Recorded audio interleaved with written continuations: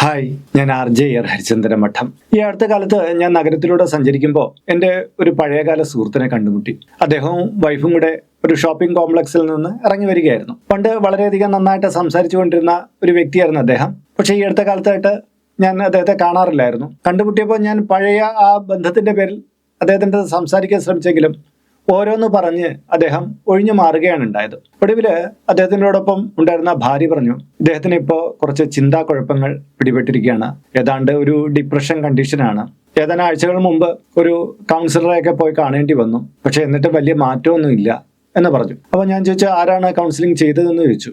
അപ്പോൾ നഗരത്തിലെ പ്രശസ്തയായിട്ടുള്ള ഒരു ഡോക്ടറുടെ പേരാണ് പറഞ്ഞത്. ഞാൻ ചോദിച്ചു, അവർ നല്ലൊരു വ്യക്തിയല്ലേ, ഞാൻ കേട്ടിട്ടുണ്ടല്ലോ. അപ്പോൾ അദ്ദേഹം പെട്ടെന്ന് പറഞ്ഞു, ഒന്നിനും കൊള്ളില്ല, അവരെന്തൊക്കെയോ പറഞ്ഞുകൊണ്ടിരുന്നു, എന്തൊക്കെയോ വരച്ച് ചാർട്ടൊക്കെ ഉണ്ടാക്കി എനിക്ക് തന്നു, പക്ഷേ എന്താണ് എൻ്റെ പ്രശ്നമെന്ന് കേൾക്കാൻ അവർ തയ്യാറായില്ല. അതായത് ഇദ്ദേഹത്തിന് എന്തൊക്കെയോ അവരടുത്ത് സംസാരിക്കാനുണ്ടായിരുന്നു, പക്ഷേ അവരൊന്നും കേൾക്കാതെ ഏകപക്ഷീയമായിട്ട് തൻ്റെ കാര്യങ്ങൾ പറഞ്ഞ് ഏൽപ്പിക്കാനാണ് ശ്രമിച്ചത്. അത് ഈ വ്യക്തിക്ക് ഒട്ടും താല്പര്യമുള്ള കാര്യമായിരുന്നില്ല. ഇതുപോലെ തന്നെ എന്നെ കാണാമെന്ന ഒരു ദമ്പതികളിൽ ഭാര്യ പറയുകയാണ്, എൻ്റെ ഭർത്താവിന് ഞാൻ പറയുന്നതൊന്നും കേൾക്കാൻ സമയമില്ല, നല്ലതായിട്ടുള്ള കുറേ കാര്യങ്ങൾ ഞാൻ പറഞ്ഞു കൊടുക്കുമെങ്കിലും അദ്ദേഹം ഒന്നും കേൾക്കാതെ എഴുന്നേറ്റ് പോവുകയാണ് പതിവ്, എന്നെ കേൾക്കാൻ ഇദ്ദേഹം തയ്യാറാകുന്നില്ല എന്ന് പറയുകയാണ്. അപ്പം ഞാൻ ഭർത്താവിനടുത്ത് ചോദിച്ചു, നല്ല കാര്യങ്ങൾ ഒരു പങ്കാളി എന്നുള്ള നിലയിൽ ഭാര്യ പറഞ്ഞു തരുമ്പോൾ നിങ്ങൾ എന്താ കേൾക്കാത്തത് എന്ന് ചോദിച്ചു. ഭർത്താവ് പറഞ്ഞു, ഇവൾ പറയുന്നത് നല്ല കാര്യങ്ങളൊക്കെ തന്നെയാണ്, പക്ഷേ ഒന്നോ രണ്ടോ കാര്യങ്ങൾ പറഞ്ഞതിന് ശേഷം എന്നെ വിമർശിക്കാനും കുറ്റപ്പെടുത്താനുമാണ് ഇവൾ ശ്രമിക്കാറുള്ളത്. നല്ല കാര്യങ്ങൾക്കുള്ളിൽ എന്നെ അധിക്ഷേപിക്കാനുള്ള കാര്യങ്ങൾ ഇവൾ പറഞ്ഞു തുടങ്ങുമ്പോഴാണ് ഞാൻ എഴുന്നേറ്റ് പോകാറുള്ളത് എന്ന്. അതെ, ഇവിടെ നോക്കൂ, ഒരു വ്യക്തിക്ക് മറ്റൊരു വ്യക്തിയുടെ സംസാരത്തിൽ താല്പര്യം തോന്നണമെങ്കിൽ ആ വ്യക്തിക്ക് നന്നായ രീതിയിൽ സംസാരിക്കാൻ അറിയണം. ഇനി എത്ര വലിയ പ്രശസ്തനായ വ്യക്തിയായാലും ശരി, നമുക്ക് എന്തൊക്കെ ഡിഗ്രികൾ ഉണ്ടെന്ന് പറഞ്ഞാലും ശരി, മറ്റൊരാളടുത്ത് സംസാരിച്ച് ആ ആളിനെ നമ്മുടെ ആകർഷണത്തിൽ എത്തിക്കണമെങ്കിൽ നമ്മുടെ ബുദ്ധിപൂർവമായിട്ടുള്ള സംസാര രീതി കൊണ്ടേ സാധിക്കുകയുള്ളൂ. ബുദ്ധിപൂർവ്വം സംസാരിക്കുക എന്നുള്ളത് കൂടുതലായിട്ട് സംസാരിക്കുക എന്നുള്ളതല്ല. ചിലരെ കണ്ടിട്ടില്ലേ, എല്ലാ കാര്യത്തിലും ലീഡ് ചെയ്ത് സംസാരിക്കും.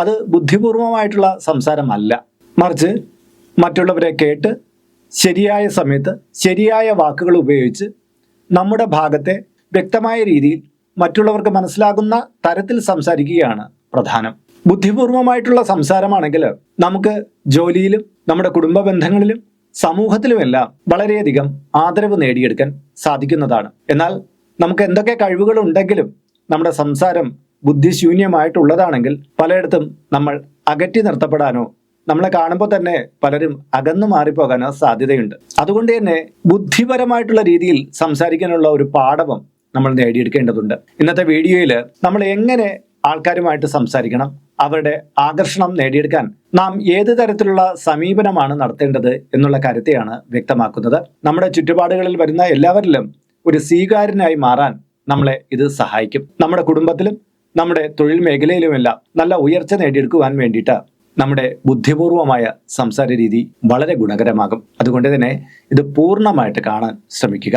ആദ്യത്തേത്, സംസാരിക്കുന്നതിന് മുമ്പ് ചിന്തിക്കുക എന്നുള്ളതാണ്. ബുദ്ധിപൂർവം സംസാരിക്കുന്നവരുടെ ഏറ്റവും വലിയ പ്രത്യേകത എന്താണെന്ന് അറിയാമോ? അവരൊരു കാര്യം സംസാരിക്കുന്നതിന് മുമ്പ് ഞാൻ ഈ കാര്യം ഇവിടെ പറയേണ്ടതുണ്ടോ എന്ന് ചിന്തിച്ചതിന് ശേഷം മാത്രമേ സംസാരിക്കാറുള്ളൂ. പലർക്കും ഒരു കാര്യം കേട്ടാൽ ഉടൻ പ്രതികരിക്കുന്ന ശീലമുണ്ട്. എന്നാൽ ബുദ്ധിയുള്ളവർ അങ്ങനെ പ്രതികരിക്കുകയില്ല. പെട്ടെന്ന് പ്രതികരിക്കുന്നവർ വികാരത്തെ മുൻനിർത്തി സംസാരിക്കുന്നവരായിരിക്കും. എന്നാൽ ചിന്തിച്ച് സംസാരിക്കുന്നവർ വിവേകത്തെ മുൻനിർത്തി സംസാരിക്കുന്നവരായിരിക്കും. അതുകൊണ്ട് തന്നെ ചിന്തിച്ച് സംസാരിക്കുന്നവർക്ക് പിന്നീട് ഖേദപ്രകടനം നടത്തേണ്ട ആവശ്യം വരുന്നില്ല. ചില നേതാക്കന്മാരെയൊക്കെ കണ്ടിട്ടില്ലേ, എന്തെങ്കിലുമൊക്കെ വായിൽ തോന്നുന്ന വിളിച്ചു പറയും, പിന്നെ മാപ്പേ മാപ്പേ എന്ന് പറഞ്ഞ് നടക്കുന്ന കാണാം. ഇത്തരക്കാർക്ക് എത്ര വലിയ സ്ഥാനത്തിരുന്നാലും ജനങ്ങൾ വലിയ വിലയൊന്നും കൊടുക്കാറില്ല. സംസാരിക്കുന്നതിന് മുമ്പ് ചിന്തിക്കുക എന്ന് പറയുമ്പോൾ അത് വാക്കുകളെ അളന്ന് ഉപയോഗിക്കുക എന്നാണ് അർത്ഥം വരുന്നത്. ഒരു കാര്യം പറയുന്നതിന് മുമ്പ് ഈ 3 ചോദ്യങ്ങൾ നമ്മൾ നമ്മുടെ ഉള്ളിനോട് തന്നെ ചോദിക്കേണ്ടതുണ്ട്. ഞാൻ ഈ പറയാൻ പോകുന്ന കാര്യം സത്യമാണോ? ഈ കാര്യം കേൾക്കുന്നത് കൊണ്ട് മുന്നിൽ നിൽക്കുന്ന ആളിന് എന്തെങ്കിലും പ്രയോജനമുണ്ടോ? ഇത് ഈ സമയത്ത് ഞാൻ പറയേണ്ടതുണ്ടോ? ഈ 3 ചോദ്യങ്ങൾക്കും യെസ് എന്നൊരു ഉത്തരം നമ്മുടെ ഉള്ളിൽ തെളിയുകയാണെങ്കിൽ മാത്രം ആ ഒരു അഭിപ്രായം അല്ലെങ്കിൽ ആ ഒരു വിഷയം പറയുക. ഉദാഹരണത്തിന്, ഒരു സുഹൃത്ത് നമ്മളെടുത്ത് അയാളുടെ ബിസിനസ്സിൽ പരാജയം സംഭവിച്ച കാര്യത്തെക്കുറിച്ച് പറയുകയാണ്. അപ്പോൾ നമ്മൾ പറയുകയാണ്, ഞാൻ അന്നേ പറഞ്ഞില്ലേ, ഇങ്ങനത്തെ കാര്യങ്ങളിലേക്കൊക്കെ ഇറങ്ങി തിരിച്ചു കഴിഞ്ഞാൽ ആപത്തുണ്ടാകും, നഷ്ടം ഉണ്ടാകും എന്നൊക്കെ. നമ്മൾ ഈ പറയുന്ന കാര്യം സത്യമാണെങ്കിലും ഈ മറുപടി നമ്മൾ ഒറ്റയടിക്ക് അങ്ങ് പറഞ്ഞു കഴിഞ്ഞാൽ അദ്ദേഹത്തിന് വളരെ നിരാശ തോന്നും. മാത്രമല്ല എവിടെയൊക്കെയോ നമ്മളടുത്ത് ഒരു തരം ദേഷ്യം അദ്ദേഹത്തിന്റെ ഉള്ളിൽ ഉണ്ടാവാൻ സാധ്യതയുണ്ട്. പക്ഷെ ഇതിന് പകരം നമ്മൾ ചോദിക്കുകയാണ്, ശരി അങ്ങനെ സംഭവിച്ചു, ഇതിൽ നിന്ന് കുറച്ച് അനുഭവങ്ങൾ ഉണ്ടായല്ലോ, ചില പാഠങ്ങൾ ഉണ്ടായല്ലോ, ഇതിനെ തിരുത്തി നമുക്ക് കരകയറാനുള്ള മാർഗങ്ങൾ നോക്കാം. ഈ ഒരു മറുപടി ഈ വ്യക്തിക്ക് വളരെയധികം ആശ്വാസം കൊടുക്കും. മാത്രമല്ല നിങ്ങളുടെ അടുത്ത വാക്കുകൾക്ക് വേണ്ടി അദ്ദേഹം കാതോർക്കുകയും ചെയ്യും. കുടുംബജീവിതത്തിലും വ്യക്തിബന്ധങ്ങളിലും ഇത് വളരെ വലിയ കാര്യമാണ്. നമ്മൾ ദേഷ്യത്തിൽ പറയുന്ന ഒരു വാക്ക് ചിലപ്പോൾ കുറേ കാലമായിട്ട് നമ്മൾ കെട്ടിപ്പടുത്തുകൊണ്ടുവന്ന ഒരു ബന്ധത്തെ പാടെ തകർത്തെറിയും. പക്ഷേ അനവസരത്തിൽ ആ വാക്ക് വീഴാതെ നമ്മൾ സൂക്ഷിച്ചു കഴിഞ്ഞാൽ നമ്മുടെ ബന്ധത്തിനൊരു കോട്ടവും തട്ടുകയില്ല. മാത്രമല്ല നമ്മൾ ആ സമയത്ത് അങ്ങനെ പ്രതികരിച്ചില്ല എന്നുള്ളത് മറ്റേ വ്യക്തിക്ക് ബോധ്യമാവുകയും നമ്മളോടത്തുള്ള ആ ഇൻറ്റിമസി കൂടി വരികയും ചെയ്യും. ഒരു അമ്പ് വിടുന്നത് പോലെയാണ് നമ്മുടെ വാക്കുകൾ പുറത്തേക്ക് പോകുന്നത്. വിട്ടുപോയി കഴിഞ്ഞാൽ പിന്നെ അത് തിരികെ പിടിക്കാൻ പറ്റില്ല. അതുകൊണ്ട് തന്നെ നമ്മുടെ വാക്കുകളുടെ മേൽ ഒരു കടിഞ്ഞാൺ നാം സൂക്ഷിക്കേണ്ടതുണ്ട്. അതുകൊണ്ട് തന്നെ ബുദ്ധിപൂർവ്വം സംസാരിക്കാൻ ശീലിക്കുന്ന ഒരാൾ ചിന്തിച്ചിട്ട് സംസാരിക്കുന്ന ഒരു ശൈലി സ്വയം വളർത്തിയെടുക്കേണ്ടതുണ്ട്. അത് ആ വ്യക്തിയുടെ വ്യക്തിത്വത്തെ വർദ്ധിപ്പിക്കുകയും സമൂഹത്തിൽ നല്ല സ്ഥാനം നേടിക്കൊടുക്കുകയും ചെയ്യും. രണ്ടാമത്തെ കാര്യം, കൂടുതൽ കേൾക്കുക, കുറച്ച് സംസാരിക്കുക എന്നുള്ളതാണ്. നമ്മൾ ലോകത്തിലെ മികച്ച പ്രഭാഷകരെയോ കൗൺസിലേഴ്സിനെയോ നോക്കിക്കഴിഞ്ഞാൽ അവരുടെ ഏറ്റവും വലിയ പ്രത്യേകത അവർ നല്ല കേൾവിക്കാരായിരിക്കും എന്നുള്ളതാണ്. പലരും വിചാരിക്കുന്നത് നല്ല പദസമ്പത്തും നല്ല ആശയവും ഉണ്ടെങ്കിൽ നമുക്ക് നന്നായിട്ട് സംസാരിക്കാൻ കഴിയും എന്നുള്ളതാണ്. എന്നാൽ അങ്ങനെയല്ല.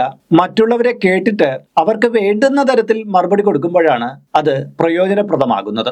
മിക്ക ആൾക്കാരും ഒരു സംഭാഷണത്തിൽ ഏർപ്പെട്ടിരിക്കുമ്പോൾ മറ്റേയാൾ പറയുന്നത് പൂർണ്ണമായിട്ട് കേൾക്കുകയില്ല. ഇയാൾ പറഞ്ഞുകൊണ്ടിരിക്കുന്ന കാര്യത്തിന് ഞാൻ എന്ത് മറുപടി പറയണം എന്ന ഒരു ആശയത്തിൽ ഉഴറി നടക്കുകയായിരിക്കും.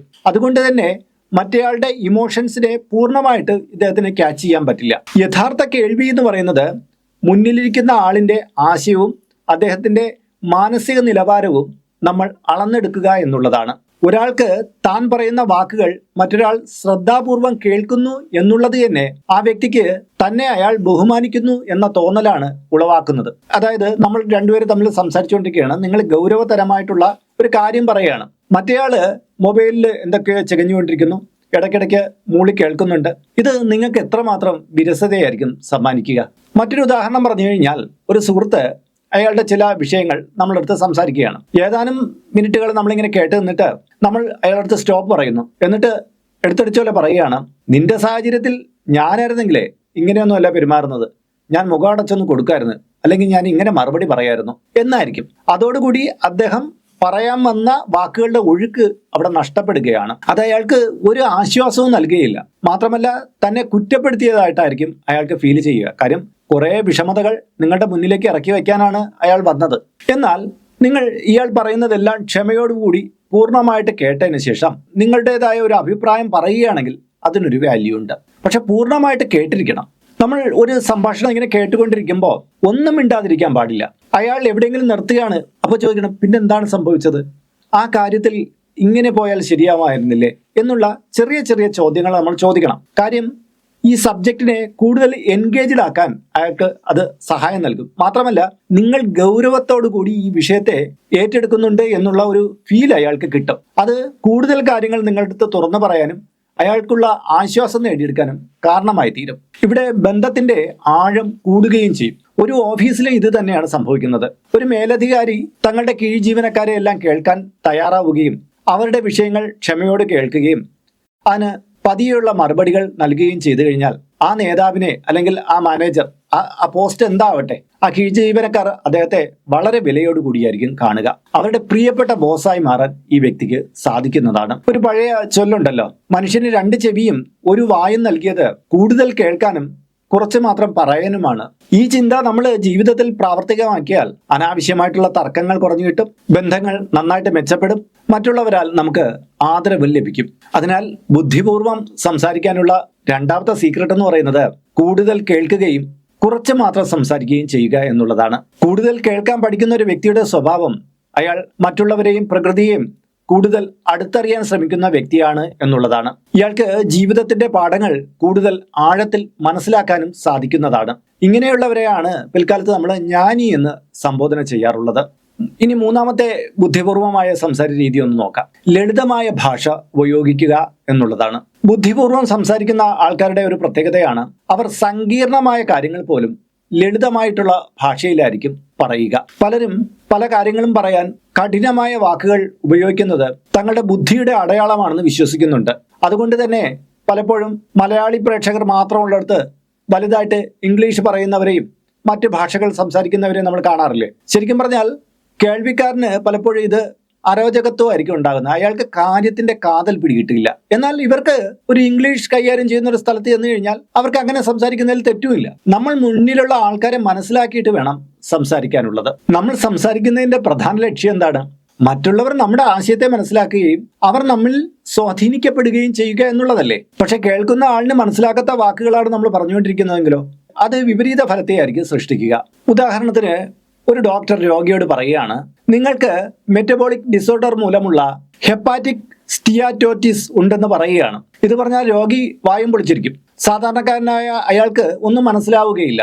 എന്നാൽ നിങ്ങളുടെ കരളിൽ കുറച്ച് കൊഴുപ്പ് അടിഞ്ഞിട്ടുണ്ട്, നിങ്ങളുടെ ജീവിതശൈലിയിലും നിങ്ങളുടെ ഭക്ഷണത്തിലും ചില മാറ്റങ്ങൾ വരുത്തണമെന്ന് ആ രോഗിയെടുത്ത് പറഞ്ഞാൽ അദ്ദേഹത്തിന് പെട്ടെന്ന് കാര്യം മനസ്സിലാകും. അറിവ് ഒരുപോലെ തന്നെയായിരിക്കും കാണപ്പെടുക.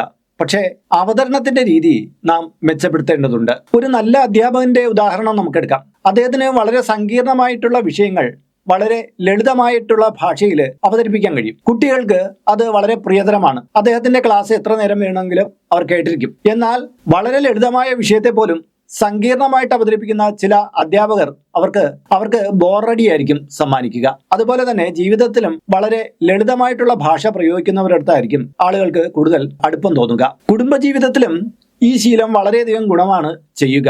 സങ്കീർണമായ വിശദീകരണങ്ങൾ നൽകുന്നതിന് പകരം നേരിട്ടും വ്യക്തമായും രീതിയിൽ സംസാരിച്ചു കഴിഞ്ഞാൽ ആ തെറ്റിദ്ധാരണകളൊക്കെ അങ്ങ് മാറിക്കിട്ടും. ഭാര്യ ഭർത്താവിനോട് നിങ്ങൾ എൻ്റെ വികാരങ്ങളെ ശരിയായ രീതിയിൽ മാനിക്കുന്നില്ല എന്ന് പറഞ്ഞു കഴിഞ്ഞാൽ ഒരുപക്ഷെ ഭർത്താവിന് കാര്യങ്ങൾ പൂർണ്ണമായിട്ട് പിടികിട്ടണമെന്നില്ല. പകരം നിങ്ങൾ കുറച്ചു നേരം എൻ്റെ ഒപ്പം ഉണ്ടായിരുന്നെങ്കിൽ എനിക്ക് കുറച്ച് സന്തോഷമായെന്നെ എന്ന് പറഞ്ഞു കഴിഞ്ഞാൽ ആളിന് പെട്ടെന്ന് കാര്യം പിടികിട്ടും. ഇത്രയേ ഉള്ളൂ വിഷയമെന്ന്. ചിലർക്ക് വിചാരം ഞാൻ ലളിതമായിട്ടുള്ള ഭാഷ ഉപയോഗിച്ചു കഴിഞ്ഞാൽ ഞാൻ സമൂഹത്തിൽ ചെറുതായി പോകുമെന്നാണ്. ഒരിക്കലുമല്ല. നിങ്ങളുടെ ആശയവിനിമയത്തിന്റെ കഴിവ് വർദ്ധിക്കുകയാണ്. നിങ്ങളെ കേൾക്കാൻ ആൾക്കാർ കൂടുതൽ ഉണ്ടാവുകയാണ് ഇതിലൂടെ ചെയ്യുന്നത്. ലോകത്തിലെ വലിയ വലിയ ഗുരുക്കന്മാരെല്ലാം ജനങ്ങളെ സ്വാധീനിച്ചത് കടുകട്ടിയായിട്ടുള്ള വാക്കുകൾ പറഞ്ഞുകൊണ്ടല്ല, ലളിതമായ വാക്കുകളിലൂടെ, ലളിതമായ പദപ്രയോഗങ്ങളിലൂടെ മുന്നിലിരിക്കുന്ന സദസ്സിനെ ചേർത്ത് പിടിച്ചിട്ടാണ്. അതിനാൽ ബുദ്ധിപൂർവം സംസാരിക്കുന്നതിന് വേണ്ടിയിട്ട് നമ്മൾ കഠിനമായിട്ടുള്ള പദപ്രയോഗങ്ങൾ ഒഴിവാക്കി ലളിതമായിട്ടുള്ള ഭാഷ സ്വീകരിക്കുന്നത് വളരെ ഗുണകരമായിരിക്കും. നാലാമത്തേത് വികാരങ്ങളെ നിയന്ത്രിച്ച് സംസാരിക്കുക എന്നുള്ളതാണ്. ബുദ്ധിപൂർവ്വം സംസാരിക്കുന്ന ഒരാളുടെ ഏറ്റവും വലിയ പ്രത്യേകത എന്താണെന്ന് അറിയുമോ? അയാൾ തന്റെ വികാരങ്ങൾക്ക് മേലെ ഒരു നിയന്ത്രണം സ്ഥാപിച്ചിരിക്കും. ദുഃഖം, ദേഷ്യം, നിരാശ, സന്തോഷം, അങ്ങനെയുള്ള പല വികാരങ്ങളും മനുഷ്യജീവിതത്തിന്റെ ഭാഗം തന്നെയാണ്. എന്നാൽ ഇത്തരം വികാരങ്ങളുടെ നിയന്ത്രണത്തിൽ നാം സംസാരിക്കുമ്പോൾ പലപ്പോഴും നമ്മുടെ ഭാഷ തെറ്റായിട്ട് പോകും. കാര്യം അവിടെ നിയന്ത്രിക്കുന്ന വികാരങ്ങളായിരിക്കും. ദുഃഖകരമായിട്ടുള്ള കാര്യങ്ങൾ പറയുമ്പോൾ സന്തോഷഭാവത്തോടുകൂടി പറയുന്നതും, സന്തോഷിക്കേണ്ട കാര്യത്തെ ദുഃഖത്തിന്റെ ഭാവത്തിൽ പറയുന്നതും, ആജ്ഞ കൊടുക്കേണ്ടടുത്ത് തളർന്ന ഭാഷയിൽ സംസാരിക്കുന്നതും എല്ലാം തെറ്റായിട്ടുള്ള രീതികളാണ്. സംസാരിക്കുമ്പോൾ നമ്മുടെ വികാരങ്ങളെയെല്ലാം നമ്മൾ അടിച്ചമർത്തണം എന്നൊരു അർത്ഥം എടുക്കേണ്ടതില്ല. കാരണം നമ്മൾ വികാരത്തിന്റെ മേലൊരു നിയന്ത്രണമാണ് സ്ഥാപിക്കാൻ ഉദ്ദേശിക്കുന്നത്. ഉദാഹരണത്തിന് ഒരു സഹപ്രവർത്തകൻ നമ്മുടെ അടുത്ത് സംസാരിക്കുമ്പോൾ നമ്മുടെ ഒരു ജോലിയിൽ ഒരു പിഴവ് ചൂണ്ടിക്കാണിക്കുകയാണ്. പെട്ടെന്ന് നമ്മൾ ദേഷ്യപ്പെട്ട് അയാളുടെ അടുത്ത് പറയുകയാണ്, നിനക്ക് വേറെ തൊഴിലൊന്നുമില്ലേ, എപ്പോഴും എന്റെ കുറ്റം കണ്ടുപിടിക്കാനാണോ നിനക്ക് സമയം എന്ന് ചോദിച്ചു കഴിഞ്ഞാൽ അയാൾക്ക് ദേഷ്യം വരും. അയാൾ നമ്മുടെ അടുത്ത് തിരിച്ച് പ്രയോഗിക്കും. അന്നേരം വഴക്കായി, അടിയായി. എന്നാൽ നമുക്ക് ദേഷ്യം വന്നു എങ്കിലും നമ്മൾ അത് അടക്കിയിട്ട് പറയുകയാണ്, നീ പറഞ്ഞത് ശരിയാണെന്ന് ഞാൻ ഒന്ന് പരിശോധിക്കട്ടെ, അങ്ങനെ തെറ്റ് പറ്റിപ്പോയിട്ടുണ്ടെങ്കിൽ ഞാൻ തിരുത്താം, നിനക്കും കൂടി എന്നെ എന്തെങ്കിലും തരത്തിൽ ഹെൽപ്പ് ചെയ്യാൻ പറ്റുമോ എന്ന് ചോദിച്ചു കഴിഞ്ഞാൽ ഒരുപക്ഷെ അയാൾ നമ്മളെ സഹായിക്കാനും കൂടി തയ്യാറായി എന്ന് വന്നേക്കാം. നോക്കൂ, ഒരു അടി ഒഴിവായി നമുക്കൊരു ഹെൽപ്പ് കിട്ടുകയും ചെയ്യും. കുടുംബ ബന്ധങ്ങളിലും നമുക്ക് ഈ ശീലം ഉണ്ടാക്കിയെടുക്കാവുന്നതാണ്. ഭാര്യയും ഭർത്താവും സംസാരിക്കുമ്പോൾ പലപ്പോഴും അവരുടെ അനിയന്ത്രിതമായിട്ടുള്ള വികാരങ്ങൾ എടുത്ത് ഉപയോഗിക്കുന്നതും സംഘർഷങ്ങൾക്ക് കാരണമാകാറുണ്ട്. അതുകൊണ്ട് തന്നെ ഈ ഒരു ഘട്ടത്തിൽ നമ്മൾ നിയന്ത്രണം പാലിച്ച് ചില വാക്കുകൾ പറഞ്ഞു കഴിഞ്ഞാൽ ആ വലിയ ഇഷ്യൂ തണുത്തു പോകുന്ന നമുക്ക് മുന്നിൽ കാണാൻ കഴിയുന്നതാണ്. അതുകൊണ്ട് തന്നെ ഒരാൾ വഴക്കിട്ട് വരുമ്പോഴും